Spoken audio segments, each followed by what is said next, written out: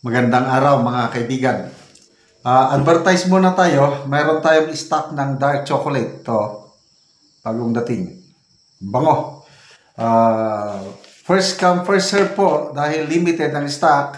As usual, dito kayo mag-contact 0916-9000-997. So yan po. Okay, hindi po ako nagninegosyo nitong dark chocolate or tablia. Umiinom lang ako kada umaga at napaka ganda ang resulta sa aking health.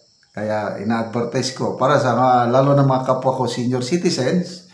At the same time, yung mga farmers sa Bukidnon na nagtatanim ng kakao, matulungan ko rin sila na maibenta ang kanilang mga produkto. Okay. Bigyan natin ng reaction, opinion, itong post ni Attorney Trixie Cruz Angeles. Sabi niya, bakit hindi si FL, si First Lady, ang nagsalita para pabulaanan ang rumaragasang kontrobersiya? I like that word. Parang baha. Grabe. O kay tsunami. Rumaragasa. Bakit si Auntie Moclair? Oo nga. Walang personal knowledge si Auntie. Kaya mali-mali yung mga excuses. Yung mga sinasabi niya, okay lang. Mag-sorry lang siya. Move on. Pero, kung si FL ang magkamali, pwedeng magamit laban sa kanya if ever sumulong ang kaso. Abogado itong nagsasabi. So maingat sila sa pagsasalita. Bakit hindi nag-briefing kahapon sa issue na ito? Kailangan kasi swabe. Dapat ang projection, hindi sila worried. Wala yan. Okay, lalahanin natin. Naging press secretary itong si Atty. Trixie Angeles na to me, isa siyang magaling na press secretary. Ang galing ng pag-handle niya sa media, ang galing niyang mag-briefing. Sayang, hindi siya nagtagal. Kung papansinin natin, may dalawang ibang nagpahayag sa briefing, ang DOTR at ang DOE. Nabanggit lang ang issue ni FL nung may nagtanong sa media. Okay, so, para sa kanila, baliwala yung nangyari. Yung usual briefing, DOE, DOR, government, pero yun lang. Paano kung walang nagtanong? Mabuti na lang, sino ba yung unang nagtanong? Si Ivy Reyes ng Billionaire News Channel. Parang, by the way, narinig namin yung chika sa US. Ano na pa uli yun? Nax. Chill lang kunwari. Kumbaga sa dyaryo, hindi siya headline. Hindi siya worthy of a briefing. Pang lifestyle section lang.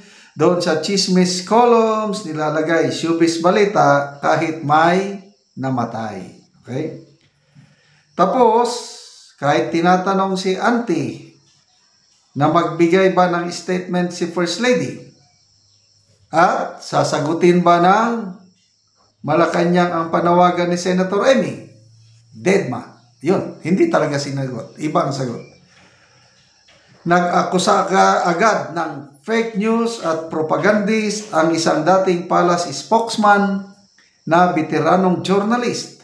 Tinawag na obstructionist ang mga nag-share. Ewan ko ba kung anong connection. Pero yan ang sinabi niya. Sabay bigay ng alibay.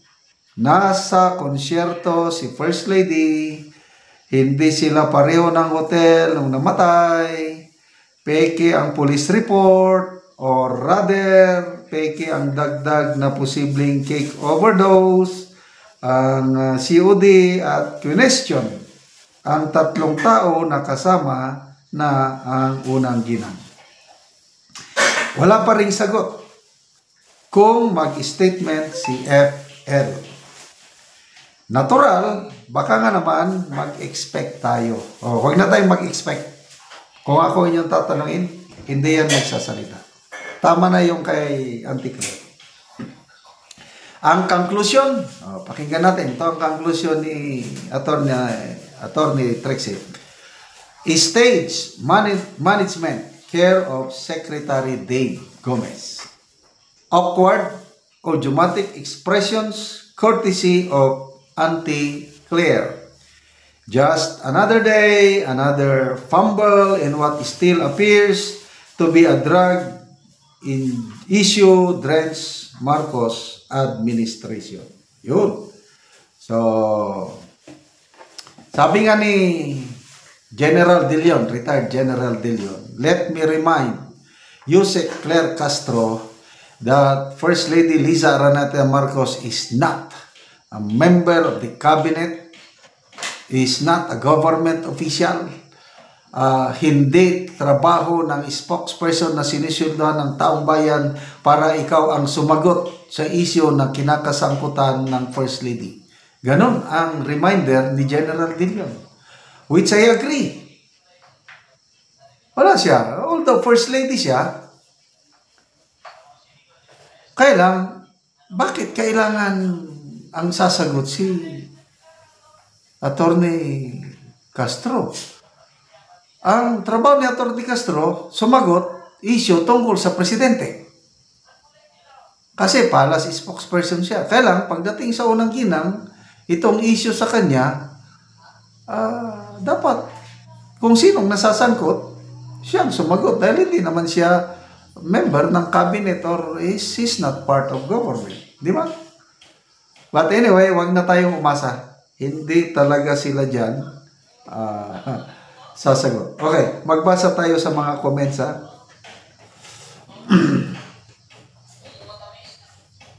Tuzumaro. Parang auntie ko yan si Claire. Nung umabsent ako sa klase, kahit di niya alam ang dahilan, siya ang nagpapaliwanag ba't ako umabsent. Grabe. Tita ni Pumusino. Oo nga, bakit hindi si FL mag-press briefing? I agree. Baka kung anong masabi will be held against her.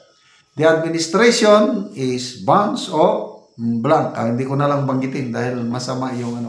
Okay, salamat mga kaibigan sa inyong pagsubaybay sa ating channel.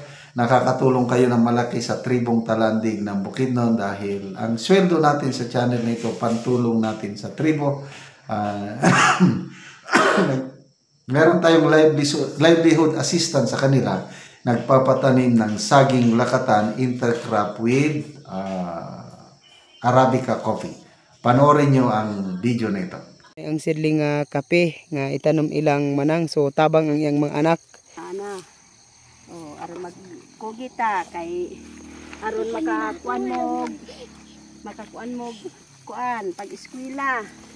Kay kundi ka magkugi di gyud mo maka kuan og kuan pag eskwela. Kay mo man ni pagsuportar kay kuan na sad. Kape na lang. Kapinasad ang atong itanom. So karon giparborise na ni Manoy ang tamnan og kape. Nga bangag ikuan na iti.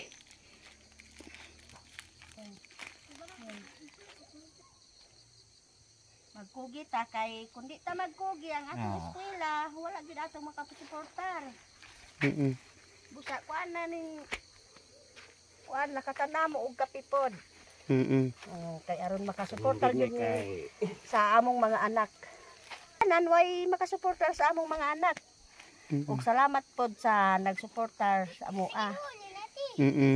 Labaw sa Ginoo. Ma, pero ugsak ma. Kay kundi ta magkugi na wala gyud ang atong anak. Di gyud maka akong saging diri nakatanom nako 170. Dili ang kape mas labaw ni kadaghan kay 350. 350 man imong itanom nga kape. 350. So daghan gyud. 170 ang imong unang tanom nga lakatan.